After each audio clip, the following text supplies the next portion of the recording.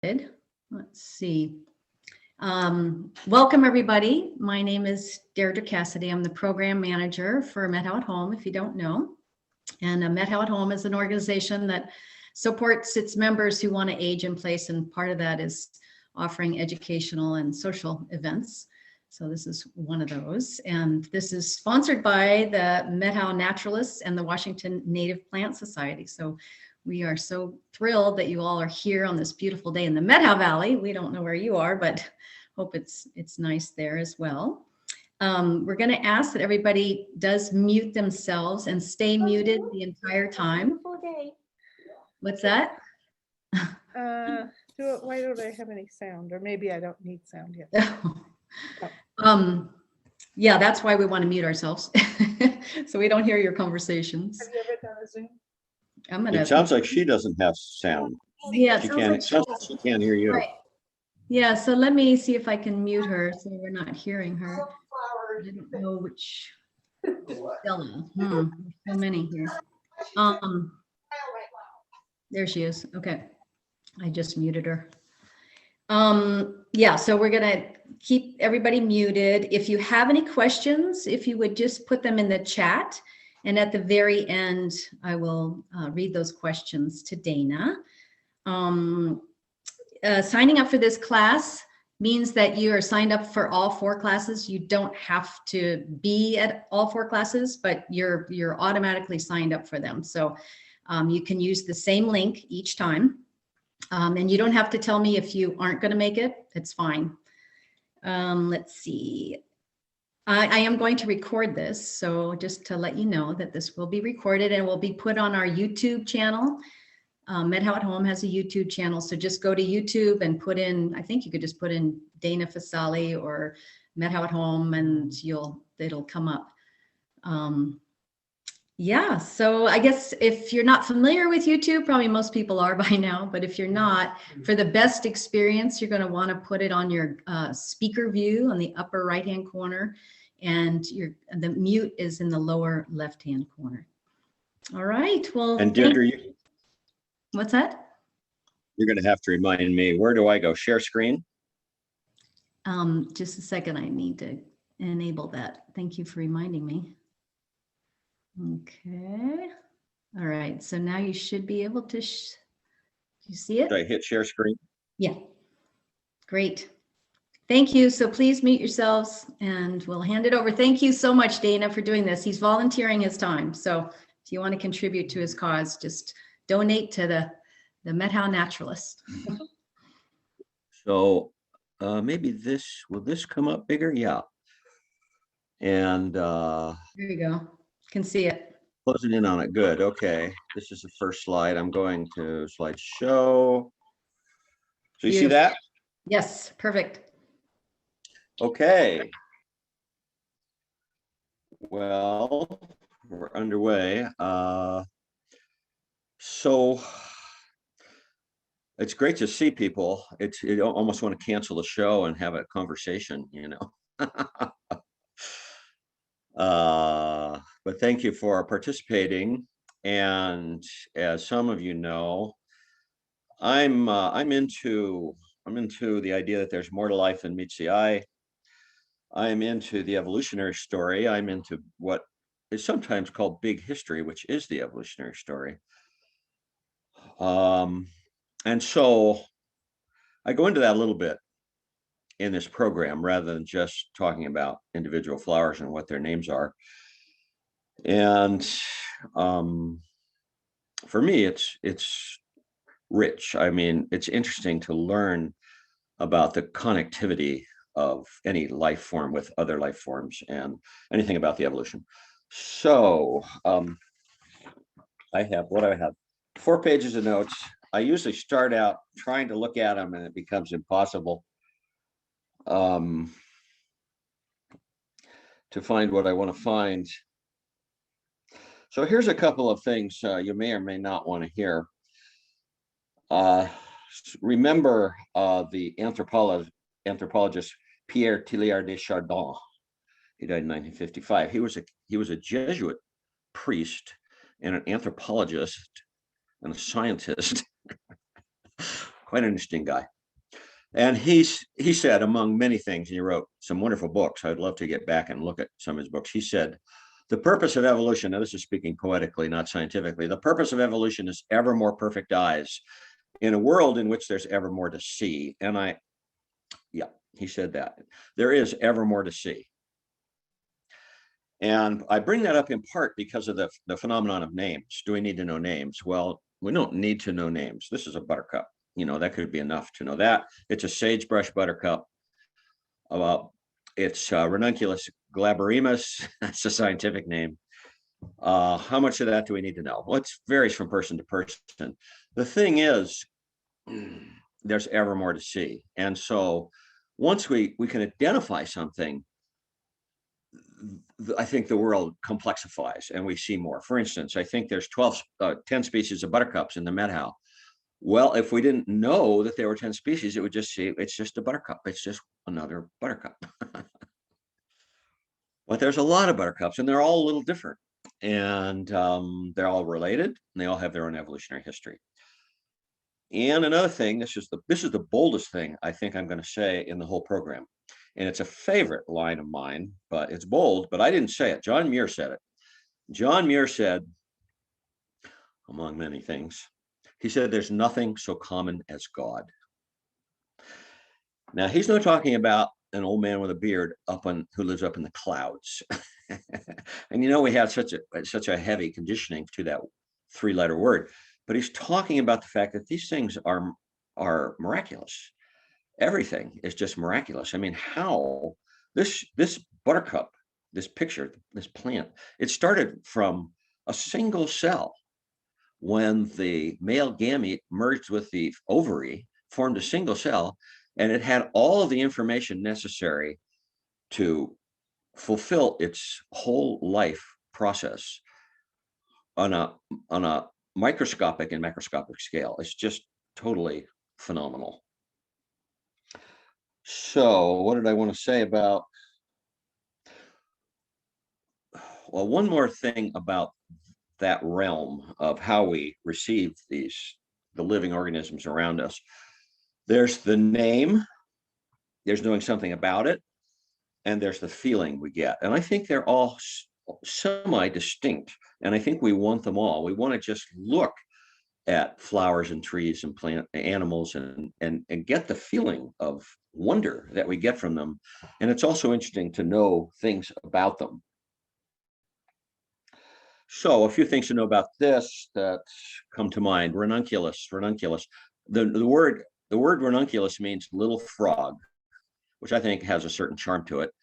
And glaberimus, I had to look up emus. What did I get? It means I think it means the most. It's a superlative in Latin. Glaberimus. Glabrous means no hair. This means the most, no hair. This is the least hairy little frog you'll ever find. That's the scientific name. That's what the scientific name means. And the funny thing about that is the scientific names are intimidating. And when you interpret them, they're like hilarious. So we have more to say about this, but I think for the moment, we're going to go on to just remind I put that in there. That's a petal pulled off of this buttercup, and it has something down there at the base of the petal, and that something is a nectary. That is where the flower produces nectar to attract insects, and there would be no reason for flowers, at least insect pollinated flowers, if there were not insects, and the insects would not exist if it weren't for the flowers. It's a coevolutionary relationship. It's a single movement. So with the sagebrush buttercups, you can pull a petal off, and if you have sharp eyes, or if you have a loop, a hand lens, which is coming up here, you can see these nectaries, and it's delightful. And I'll tell you, children are just delighted to see these nectaries. So they are there. Parts of a flower, just a brief, I like this, it's a nice, simple, clear drawing of a flower, just to remind ourselves what the classic parts of a flower are. So remember that there are the sepals, which are the bracts that cover the flower when it's in bud, and they bend back and the petals appear. And in the center of the flower are the male, first a circle, a whorl circle of male reproductive structures, the stamens made up of the anthers and the filament, which isn't written in there, and then the female reproductive structure, the pistil. So those are the basic parts, and we more or less remember that. The complexity is there are about 300,000 species of flowering plants in the world, and they're all different, or they wouldn't be a unique species. And so there are 300,000 variations on this theme of this classic arrangement of flower parts. And so you can dig into any flower, see if you can find the sepals, see if you can find the petals, the male reproductive structures. They might not be there. Some flowers are monoecious. They only have the male or the female reproductive structure. Some flowers don't have petals. There's just infinite variation. And it's an interesting fact about the evolutionary journey of life. Life adores variety. And it's a mystery why it's so difficult for Homo sapiens to embrace variety, which we also love. I mean, why do we pay $5,000 to travel to a foreign country and see foreign things and eat foreign food? Because we love variety. And then there's all this conflict because it also frightens us. It's just interesting that variety is built into the evolutionary journey. So there's our buttercup we looked at in the previous picture, and you can almost see, yeah, I see one sepal there underneath the petals and has 5 petals. So this particular flower has multiple stamens, not 5, not 10. In fact, we're going to talk, I think, the next picture. We want to talk briefly about the fact that any flower is in a family. This is in the Buttercup family, the Ranunculaceae. The name comes from the genus name of buttercups, Ranunculaceae. There's something that makes them evolutionarily related, and that you can get what the birders call a jizz. You can see a flower and think, I think that's in the Buttercup family. But the Buttercup family is the hardest family of all to recognize, as you shall see. But anyhow, these flower parts. So that's multiple male reproductive structures, multiple stamens, the yellow things. And then in the middle, it's all stickery looking, and that's 20 or 30 pistils. There's not one pistil, there's 20 or 30 pistils. Typical of that family. So these, I'm going to pull them all up. These are all in the Buttercup family. And it illustrates how difficult it is to recognize flowers in the Buttercup family. And most families are not this way. Most families, you can right away see that, the rose family, often roses, obviously we know, but other plants in the rose family bear resemblances to roses, and we feel that, and we get a feeling that this might be in the rose family. It helps a lot in identifying a plant. If you know what family it's in, you can look it up. So Buttercup family, the characteristics. So I have this little cheat sheet I made, which I can send to any of you if you want it. I don't think I can get it to show. It's 2 pages. A key to the common flowering plant families are the Methow, and I know to look that the buttercups are in a group that is the flower petals free. They're not fused. So in that buttercup, you could see the petals were not fused. In that anemone, you can see the petals are not fused. It's not so obvious in a Columbine and a monkshood, but they aren't. They're not fused, or they might be slightly attached. And then there's more. Stamens numerous, remember? Remember all the stamens in the buttercup, and look at all those stamens in the Columbine, and look at all those stamens in monkshood. So there are some characteristics, family characteristics, that you start to be able to recognize, in spite of the fact that they're not all round like a wheel. They're not all radial. The buttercup's radial, the anemone's radial, Columbine's radial, but monkshood, no way. Larkspur, no way. But there are characteristics for any family that give you this feeling, and it's fun to learn. It's just fun. You don't need to be intimidated by it. It's just things we can go out and enjoy about the world around us. Now, leaves get short shrift. Who ever thinks about leaves?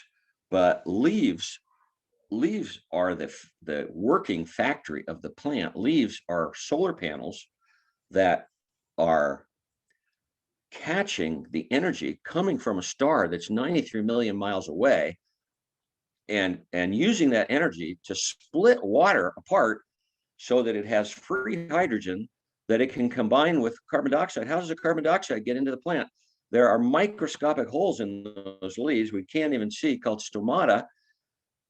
And if I may say so, carbon dioxide only exists in the atmosphere at 400 parts per million.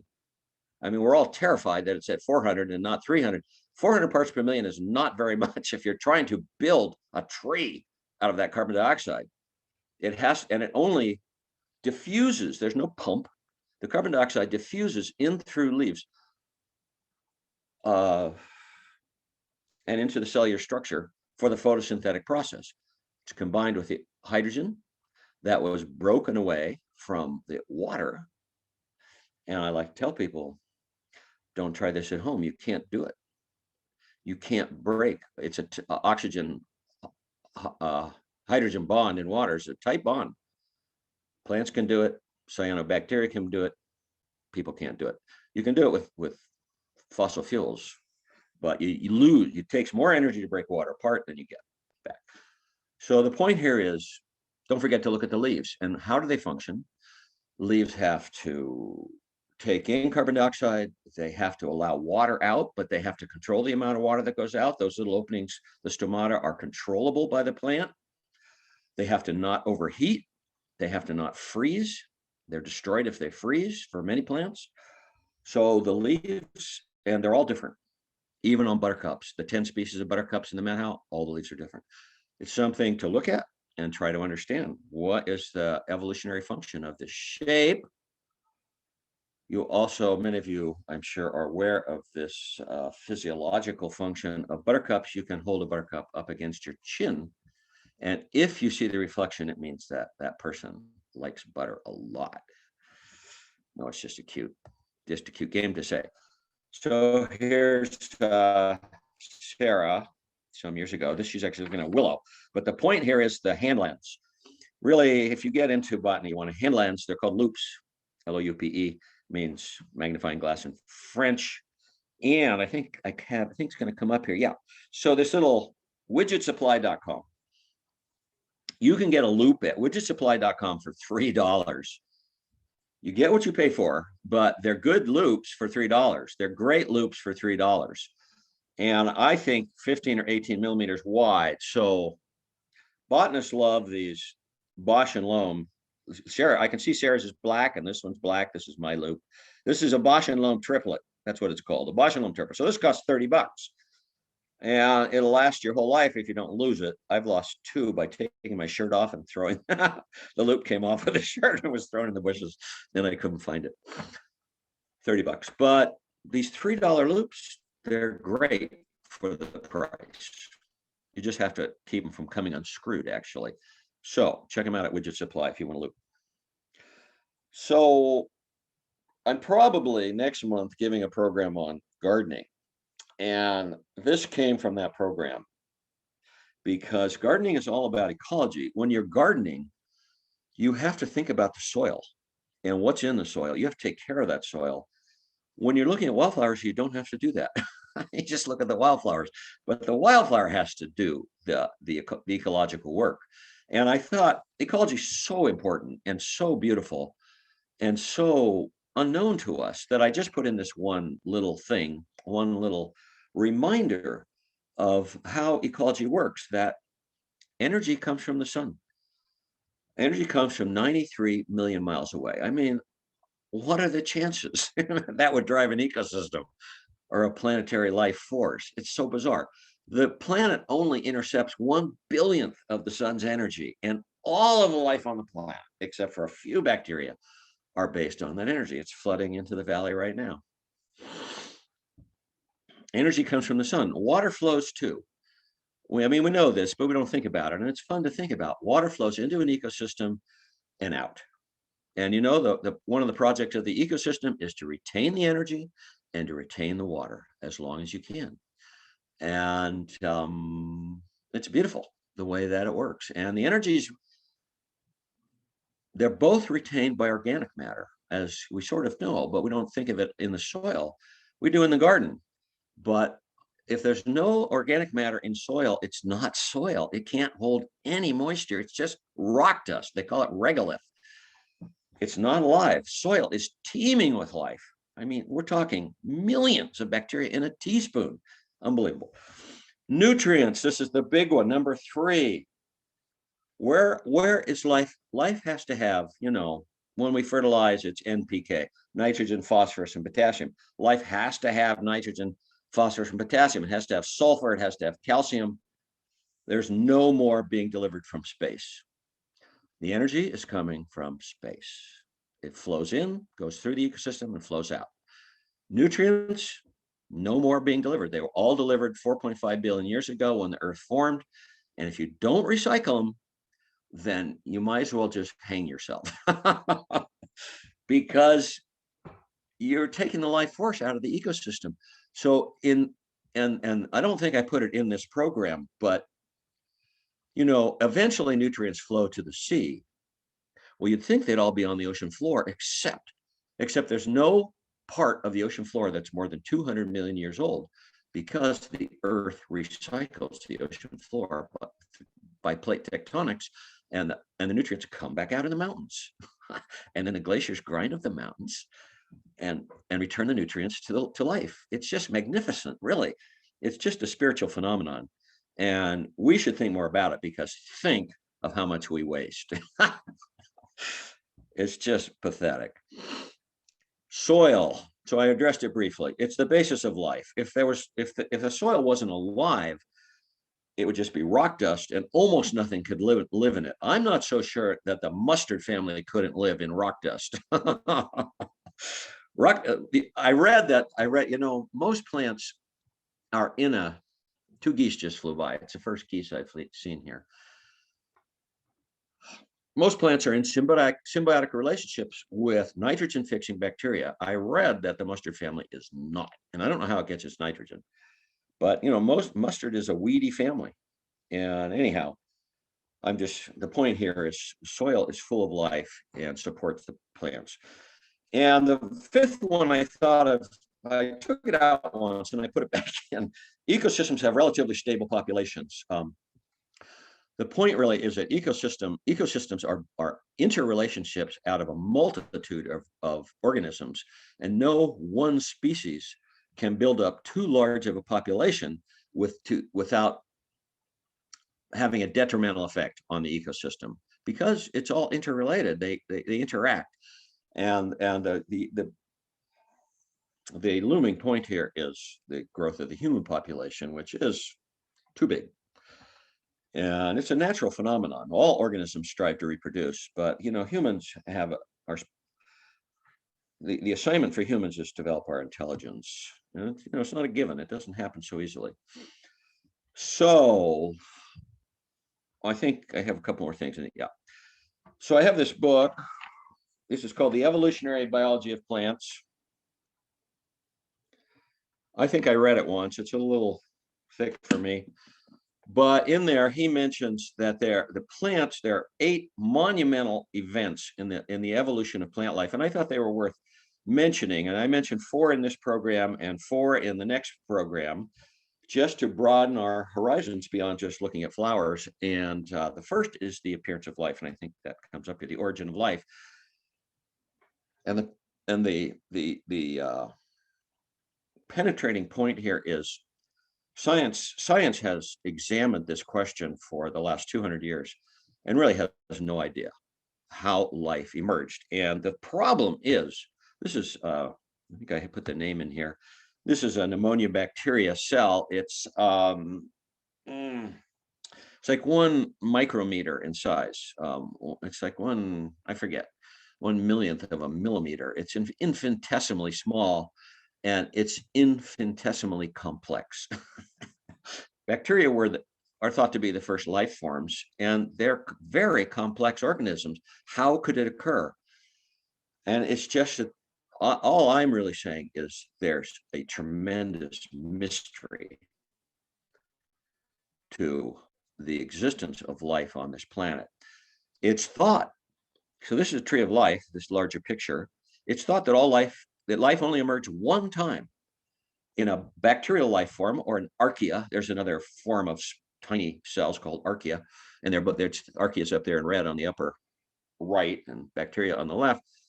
And then all the larger organisms appeared through time and branched out, is the way this simple drawing shows.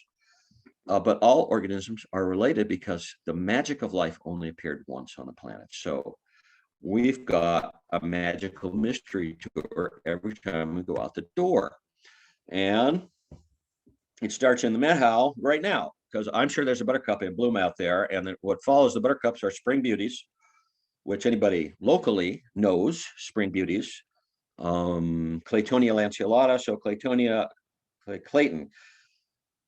You could look up all these people. I wish they wouldn't name plants after people. I wish they'd name people after plants, but not plants after people. But he was a botanist in Virginia in the very early days.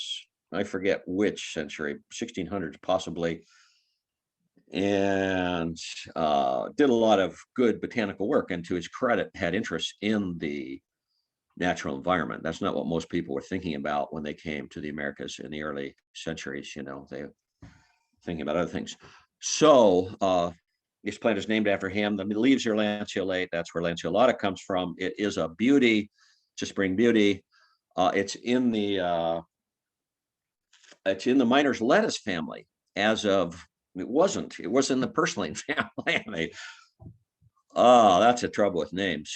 You know, there's a new big book out for the flora of the Pacific Northwest, Hitchcock's book. And I think a quarter of the names are changed, and the great tragedy is that monkey flowers are no longer in the figwort family. It's very hard on botanists.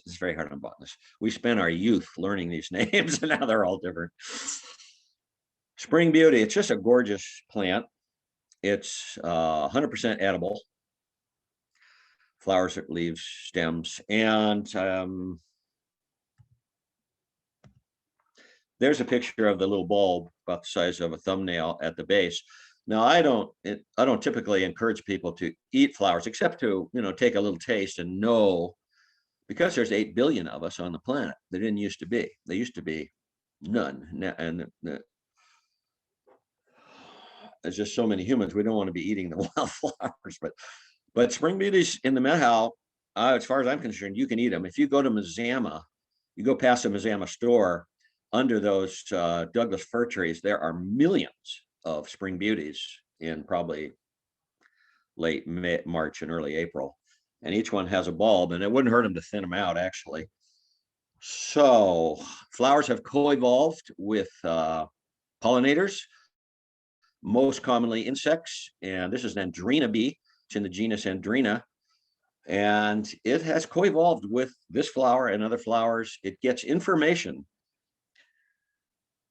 just biologically built into the genome of the insect, knowing how to respond to the flower to find its way to where the nectar is. And as it picks up the nectar, the shape of the flower delivers pollen to the hairs on the bee. And so I got interested in bees, and on my thing, the top isn't showing up, but these are bee genera of the Met. Actually, I have it here. And these are things you can get. Anybody who wants them, as far as I'm concerned, you can have them for free. If you send me an email, I can email it to you. Common bee genera. And it's what Chardin said. There's always more to look at. These bees are gorgeous. You can start to recognize the families and the genera of bees. That one was an Andrena bee. I think I circled it here. You can learn a few characteristics and learn what flowers they pollinate. There's just no end to what you can learn about the natural environment. So this is just one more picture of a particular variety of spring beauty. I think this one is actually in California. I did not take this picture. I did not take most of these pictures. I did take a few.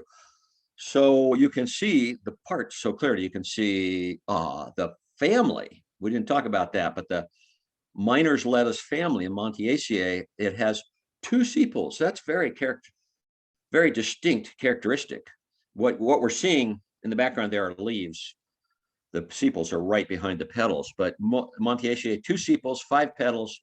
The anthers are opposite the petals. They're lined up with the petals. Some would be alternate. Some would be in this. In some families, the stamens would be alternating with the petals, and these are attached to the petals. And then it has one stigma. Remember, one pistil. Buttercup family had multiple, 10, 20, 30 pistils. The Miner's lettuce family has one pistil and 3 stigmas. So right in the center of the flower, you can see those 3 stigmas. Those are the female reproductive structures that capture pollen delivered by the bee. So, and imagine that with a hand lens. You would be in awe, in complete awe.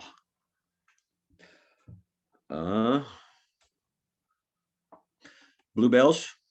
So these are in order of, loosely in order of bloom in the madhouse. Typically, we find buttercups, and 2 days later you can find spring beauties and bluebells right away. And so these will be blooming in the next 2 weeks on sunny south slope locations with enough moisture. We have a lot of moisture this year. So, but these are in the borage family. So bluebells, Mertensia longiflora, so long flower bluebell. Mertensia is Thomas Mertens was a botanist, German botanist. I don't know if he came to the United States or not, but these plants tend to get named after people. A lot of them are named after botanists. But look at what a different strategy bluebells have than buttercups and spring beauties. Buttercups and spring beauties are wide open. The nectar is easily available to any insect that lands on it. Bluebells are all closed up. In fact, they're more closed up than we can see, because the borage family, the throat that leads to the reproductive structures, you can barely see it in that lower picture. It's constricted by little bumps that are called fornices. But here's a forget-me-not with yellow fornices, and look at how the reproductive structures, the stamens and the pistil, is inside that hole, but it's all constricted by these little bumps called fornices. And that's typical of the borage family. You see that structure, and you're looking at borages.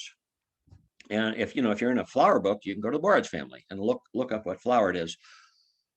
This is tubular, it's elongated, it prevents many insects from pollinating it. And the advantage is the insects with longer tongues tend to be more specialists. They will spend the morning hours. I think that's an Anthophora bee on the left there. It'll spend the day on bluebells. It won't go from bluebells to forget-me-nots to spring beauties. They're more specific in their pollination and more trustworthy, so that when they deliver pollen, they deliver it to the same species. Cross-pollination from different species will almost never work. So what comes next? And so insects have these different designs. There are short-tongued insects, medium-tongued insects, bees, and imagine long tongues. Butterflies and moths have extremely long tongues. And that is why there are so many different flower forms. That's a buttercup up on top. Any insect, and the petals pulled off, the nectar that we saw, any insect can pollinate a buttercup. Any insect. These are actually all in the buttercup family. So there's a Columbine, and its petals are in a nectary bract that's at least recessed a half an inch at the end of that tube. Maybe I can put my cursor over it here. That's pulled off the flower. That's actually a petal. The nectar's back here. There's no way that a fly is going to access the nectar. It won't even try, of a Columbine. So this is a evolutionary strategy to limit who can pollinate it. This is a monkshood down here, which is also in the buttercup family. And the nectary, it's been pulled out here. I don't know if you're seeing my cursor, but the thing to the left of the monkshood is actually located inside the hood. Well, what was this flower thinking when it evolved to evolve such a complex structure? That hood is partially closed, and the only insects that can get in there are large insects like bumblebees. And so basically only bumblebees pollinate monkshood. It's very selective on who it allows. This is a plant. I had to go look this up. This is a plant called Hellebore. The genus is Helleborus. It's not what we call Hellebore. in the Pacific Northwest that grows up in the wet places in the mountains. Veratrum, we call it Hellebore. This is a plant in Europe and Asia, and the petals form these little tubes right here in the center. These are sepals. These are sepals, and the petals are in the middle, and they form these tubes. So once again, it's selective. And the point is you can look at flowers and begin to interpret what the strategy of the flower is and guess what kind of organism is going to come pollinate it. Yellow bells, probably one of my favorite flowers. I break for yellow bells even when I'm hiking. I have to look at every one of them. This is in the lily family. Lilies are fairly distinctive in that they have three sepals and 3 petals, and they look exactly the same. And so the botanists call them tepals. And so that's what we're looking at. We're looking at 6 tepals made up of the sepals and petals. They're radial, they're round like a wheel. They're beautiful and edible. They're totally edible. I don't recommend eating yellow bells, but it's interesting to know that they are edible. Yeah, Fritillary Pudica. So Pudica means bashful. And I think the reason they got that name is that once they're pollinated, they're embarrassed and they turn red. So that picture in the upper left is a yellow fritillary that was pollinated. The bee bought the appropriate pollen and pollinated it, and the flower was embarrassed and turned red. Well, that's, sort of a little botanical joke. It's not embarrassed. In fact, insects cannot see red very well. And so when the flower turns red, it disappears to the pollinating insects, and the insect will no longer be attracted to it and attempt to pollinate it. So the thinking is that it conserves the energy of pollinating insects in the spring when it's cold and there aren't very many insects. It optimizes their pollinating capacity. They're not going to waste their time on a flower that's already been pollinated. There's a small problem with that, and that is that these flowers should be competing with one another for pollination. And there's a lot of competition in the natural world for survival and reproduction, and they shouldn't be cooperating with one another. But it may be that they're all related. It may be, I don't know, I don't understand it. It may be, they're all related. All organisms are related, but once you're individualized, organisms are into the individual survival and reproduction. I don't know if you get the problem, but it's, biologists call it altruism, that it's unusual that a single individual would I can't think of the word, but donate its life force to help another organism because it's into itself in a certain way. And there are altruistic organisms. A groundhog and a prairie dog in a prairie dog community of 100 prairie dogs that sees a red-tailed hawk and stands up and chirps and stands straight up, is risking its life to warn the other prairie dogs that there's a predator in the neighborhood. But those are all have the same genetic background. They're all related as a family. And you find altruism within families. This is a big theme in biology, but it becomes more interesting when you think of humanity and when we're generous and when we're altruistic and we know about what it means to protect the individual. Down at the bottom, I just brought up the root of this plant, which is totally edible, and it has a bulb, but it has bulblets. Interestingly enough, it has bulblets around the root, so that when a grizzly bear comes along and digs up the fritillary and digs up the root and eats it, it actually plants 20 bulblets for every bulb that it eats. It's co-evolved with bears. And that's why grizzly bears have long claws. They're 90% vegetarian, grizzly bears. And they would love to eat these if they were around, but we had grizzly bears, but we don't have them now. So first monumental event in the evolution of plants was the origin of life. You can't skip that. The second is photosynthesis. The somewhat famous, she should be more famous, biologist Lynne Margulis said, the evolution of photosynthesis is the greatest evolutionary invention in the history of life. It doesn't get enough appreciation. And I can illustrate that in the next slide, and I'm going to go right to it. This is the biomass of life on Earth in gigatons, which are billions of tons. Well, what dominates the biomass of life on Earth? It's all plants. I mean, everybody should be a botanist because that's what there is on Earth. There's 300,000 plants, and most of the weight of life on Earth is plants. And where did that weight come from? All of it came from photosynthesis. And what is that process? I described it once, I'm going to describe it again. It's carbon dioxide diffusing in through microscopic pores in leaves, being combined with a hydrogen broken off of water and being transformed into sugar.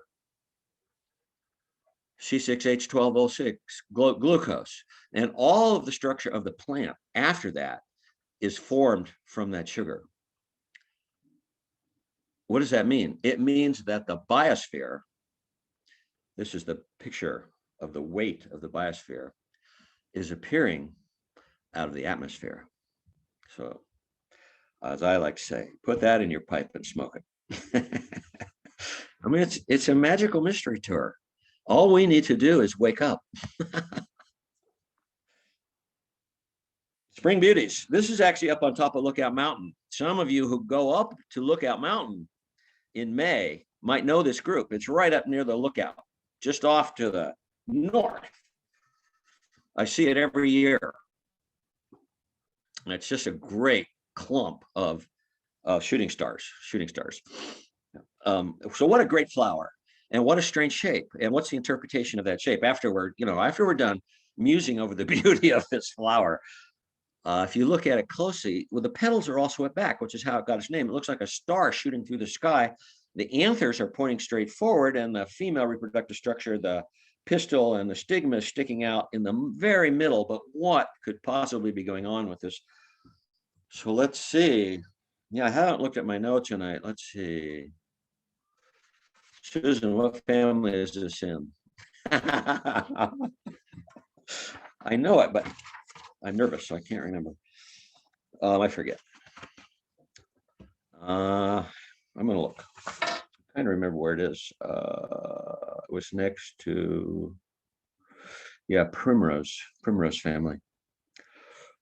So Primrose Family. So I'm looking at my little key here. So what I like about this key, I cannot remember the characteristics of a family. I mean, I've been a botanist for 20 years. It's too much information. But I love to remind myself. So here's what it says: the flowers are radial in the Primrose family.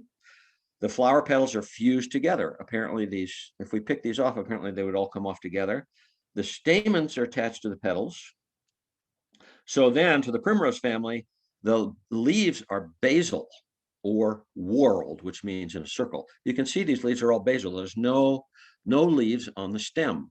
So it's right next to the honeysuckle family, but the first thing it says for the honeysuckle family is leaves opposite, which means, they're like this on the stem, they're opposite one another.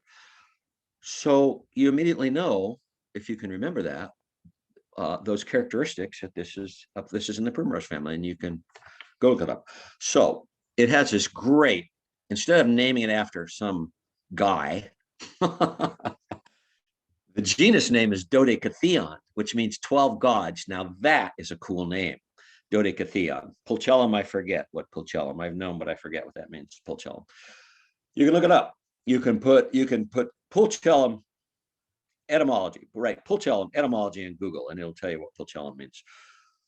The source of the word. Dodecatheon means 12 gods. It was named by Pliny the Elder, and it was actually named for a primula, the genus Primula.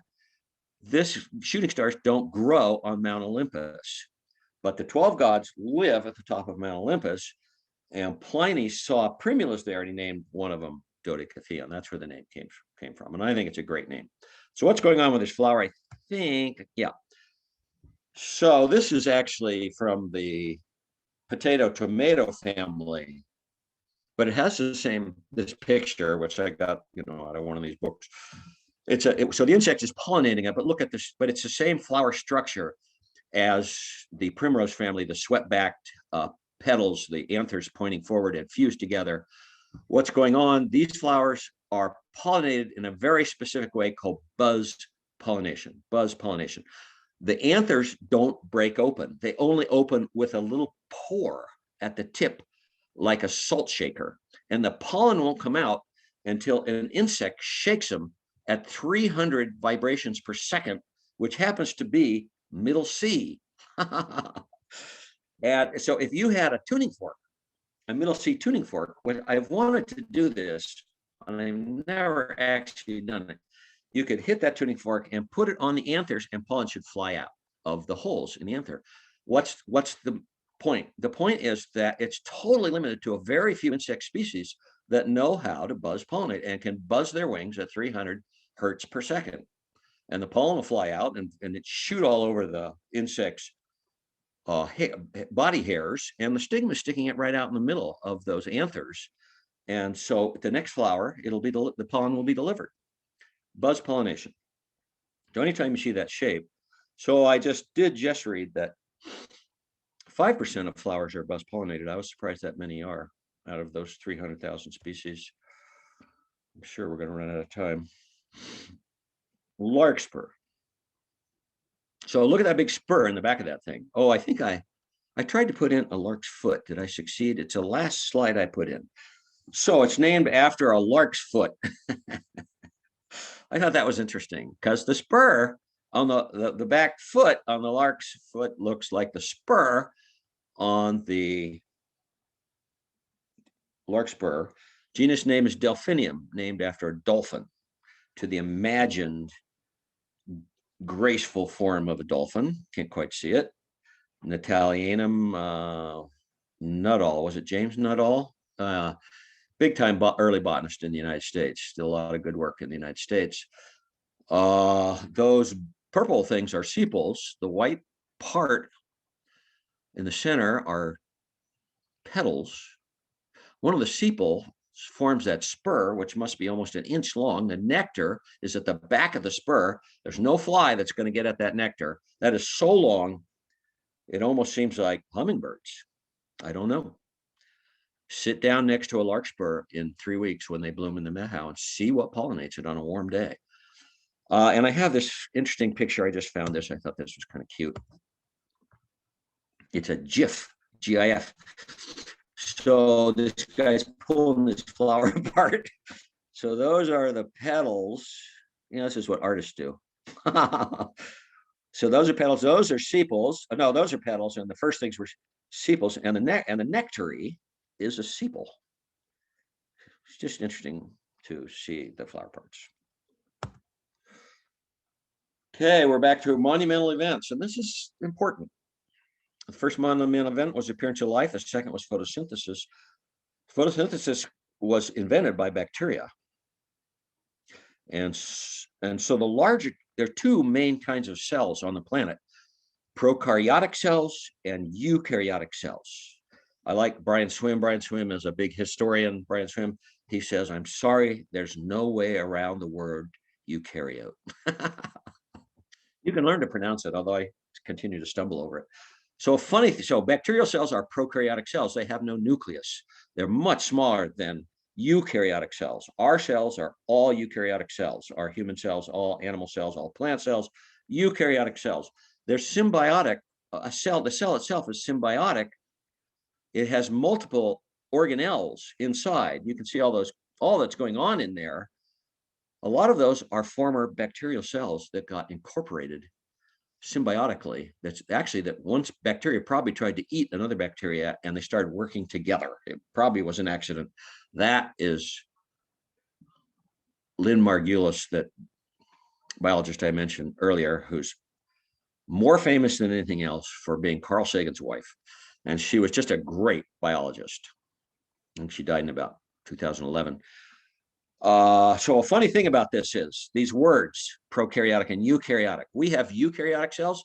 So the word eukaryotic means true cell. And prokaryotic means before the cell, because humans are full of hubris. They think that their cells are the true cells and bacterial cells are not true cells. But eukaryotic cells are made out of bacterial cells. They evolve from bacterial cells. And the estimates are our body are made up of, roughly speaking, 40 trillion eukaryotic cells, 40 trillion, and 60 trillion bacterial cells. You are more bacteria than you are animal by numbers, not weight. And 400 trillion virus particles in your body. So you're more virus than anything else. It's true.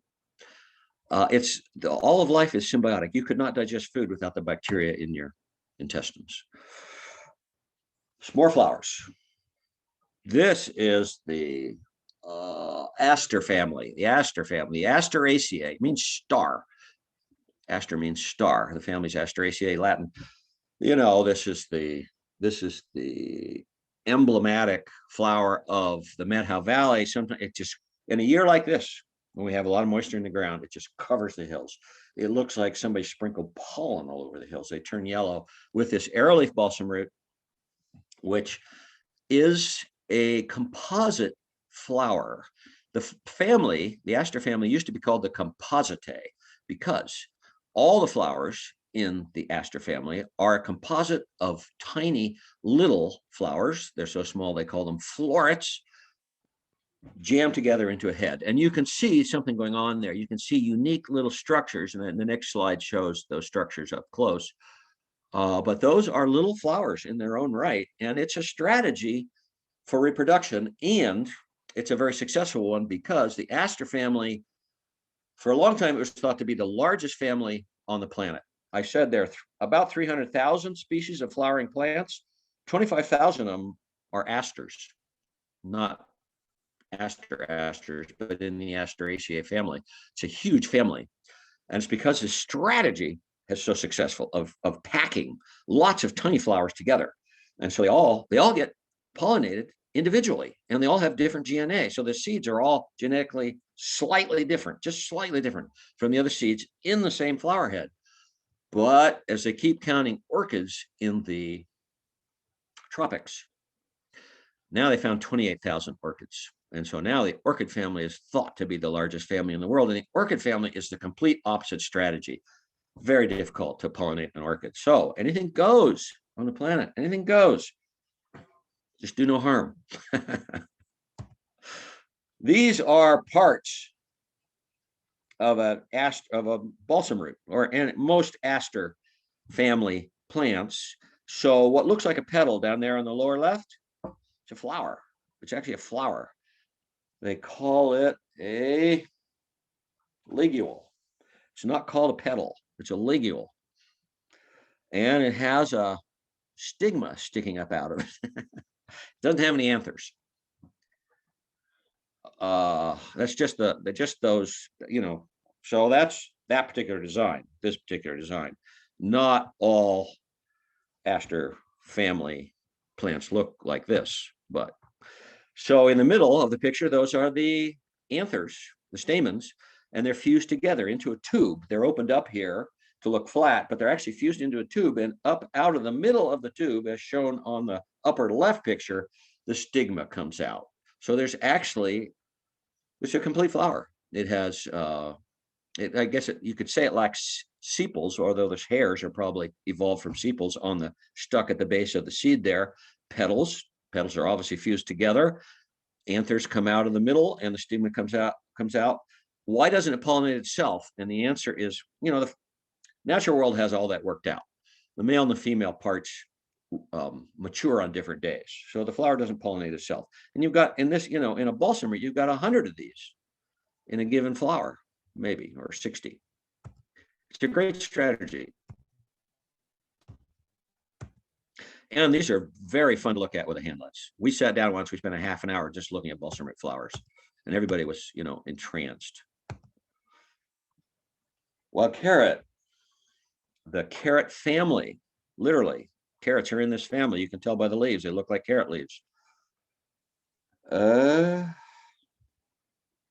Yeah, so in the carrot family, the flowers look like umbrellas, and it used to be the Umbelliferaceae. The family used to be the Umbelliferaceae because the flowers look like umbrellas. They're up on these struts, like when you open an umbrella.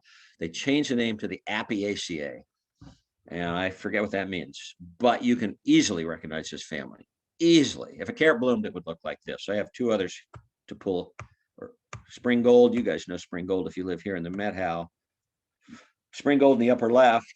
See, the flowers have this structure that you recognize. Looks like a carrot. It looks like the carrot family. It looks like Apiaceae. And the lower one you would not recognize the leaves. It's a very common plant in the Met How down in the valley. Indian celery, Lomatium nudicale.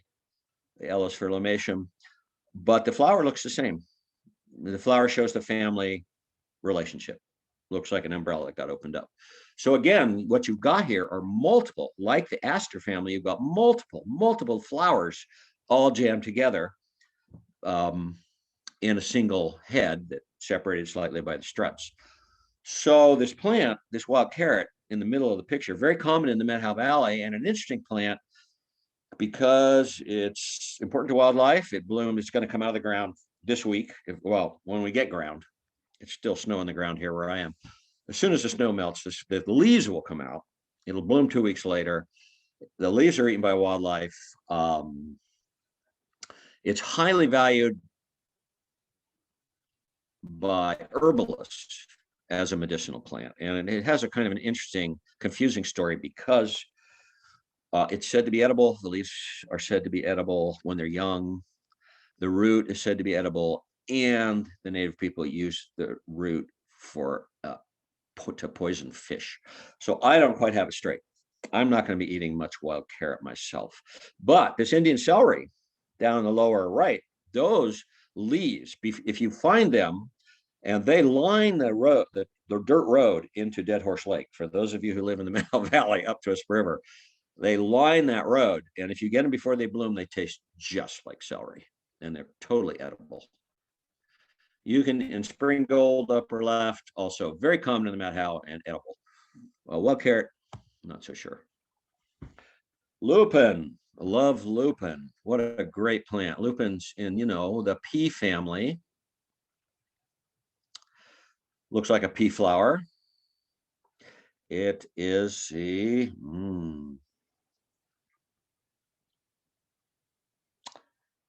think they changed the name of the pea family. It's an embarrassment, but I can't remember the scientific name. Oh, the Fabaceae. Fabaceae. I can't remember what it used to be. They keep changing these names. So pea flowers, lupin flowers are closed up. That has 1, 2, 3. I guess it has 4 petals. The 2 side petals are called the wing petals. The banner up on top. It has a petal down below. The reproductive structures are completely sealed off. If you look at a lupin flower, you see no reproductive structures. The only way to get at them is to push the 2 wing petals out of the way.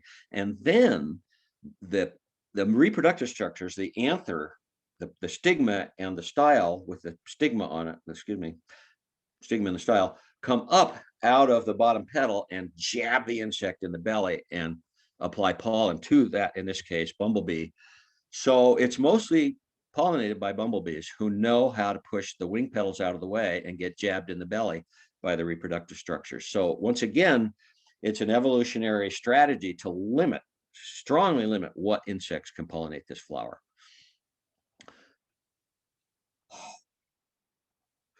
Pea family. Pea families are the all-time great nitrogen fixing plants out there. I think probably every plant in the pea family, and it's a large family, they form symbiotic relationship with nitrogen fixing bacteria on their roots. That's a big story. We're running out of time. The atmosphere is 78% nitrogen. It's unavailable to all living things except nitrogen fixing bacteria. It's N2. It's 2 atoms of nitrogen fuse together. And you can't split it. But nitrogen fixing bacteria, which evolved early in the history of life, learned how to split it. Plants have to have nitrogen, not very much. It's not like carbon and oxygen and water. It's like 1% nitrogen, but they have to have it. It's bacteria that make it available to plants, and it's the Pea family primarily. There are other plants that are nitrogen fixers, but primarily the Pea family. So it's a big deal. Penstemons, this is Chalam Penstemon. Yeah, I think it doesn't have a broad range, which is why it's named after our area, Lake Chelan and the Chelan Mountains. It grows right in all over my property right here. Beautiful plant. I think because of shrinking time, I'm going to speed up a bit. So the thing is, this is co-evolved with bumblebees. The flower, the opening of the flower, and this is true for most penstemons, is shaped like the head of the bumblebee. If it's just a perfect fit, the flower forms a landing pad for the bumblebee. The bumblebee is able to stick its head in there. It's medium length tongue. It can reach the nectar, but it's not going to be pollinated by short-tongued insects. Penstemon is mostly pollinated by bumblebees and hummingbirds. Hummingbirds come to this all the time. So penstemons. The word penstemon means 5 stamens. Penstemons have 4 stamens. One of the stamens has evolved away from being a stamen and has turned into another structure. It's not completely clear. I think the function varies among there are many, many species of penstemons, but it has to do with pollination. I think it pushes the bee probably up against the pollen. And I just want to mention, this is available at the Met How Naturalist website. So that's a bumblebee. What bumblebee is it? Well, bumblebees are barcoded. You can identify them by the patterns of colors on their bodies. And I think you can download this at the Met How Naturalist website if you want a copy. It only works here in Washington. Wouldn't work in Texas. Number 4 monumental event, multicellularity. This is duckweed. Some of you know duckweed. It's actually a flowering plant. It's very common in the Met How. It's one of the smallest flowering plants in the world. That shows you the size of it. It's probably made up of 1,000 cells, but it's multicellular. Bacteria is single-celled. They don't form communities with specialized functions. But this was a great invention when cells began to learn to work together. And as far as I know, as far as I can think of at the moment, it's only the larger cells, the eukaryotic cells, that are multicellular. If you think of what's going on here, all these cells, these 1,000 cells, they're all working together to create this duckweed, and they evolve from the single cell, the fertilized cell, and they know how to make a flower and reproduce. Multicellularity. Well, life has carried that to extremes. This is the general Sherman tree. It's a conifer, not a flowering plant, but it's made up of trillions of cells. This is multicellularity at its apex. They all work together, as the cells in our body all work together. What's the form of communication that makes this possible? This is just the wonder of the evolutionary journey, the complexification of life over the evolutionary history of life. These are flowering plants. It's alder, cottonwood. I think one has to come up here. Alder in the middle. These are catkins. They're not showy. They're nice looking, but they're not showy. Why? Because they're wind pollinated. They're flowering plants, but some flowering plants, all conifers are wind pollinated. Conifers evolved before flowering plants. Most flowering plants are not wind pollinated, but some either probably went back to wind pollination. In any case, wind pollination works fine. So they don't need to be showy because they're not attracting insects. You don't need to attract the wind just blows. But it helps to bloom before the leaves come out. And in our case, alders, cottonwoods, and aspens, they all bloom before the leaves come out. And they're going to bloom in the next 3 weeks. And something to watch for, there are male and female catkins. That's another thing to watch for when the cottonwoods start to turn green, which will be the end of March. It looks like the leaves are coming out. If you look with binoculars, it's these catkins. The catkins come out before the leaves. Ah, yes, we made it to the end. I'm so glad. We're not quite at the end, but we're close. In one of these books that I have, it says pollen is a world unto itself. You could spend lifetimes studying pollen. These are actual, this is an actual, some sort of micro photograph of pollen. All pollen species have a unique shape. You can find, and pollen lasts forever. You can, there's a field of study, palynology. You can be a palynologist and study fossil pollen from 100 million years ago and identify what species of plant it came from. It doesn't break down. And they're beautiful in their own right. And one of the innumerable wonders of the universe, that's a lily pollen grain that I pulled up on the upper left, and conifer pollen grain, and the stigma of a crocus down in the lower left, and a bee covered with pollen. It's a big show. You don't want to miss it. And let's see. So I think the next picture is a movie by Louis Schwarzenberg. It's 5 minutes long. I think I'll show 2 minutes if it works. Oh, it's not going to work. How interesting. There it is. Oh, it worked.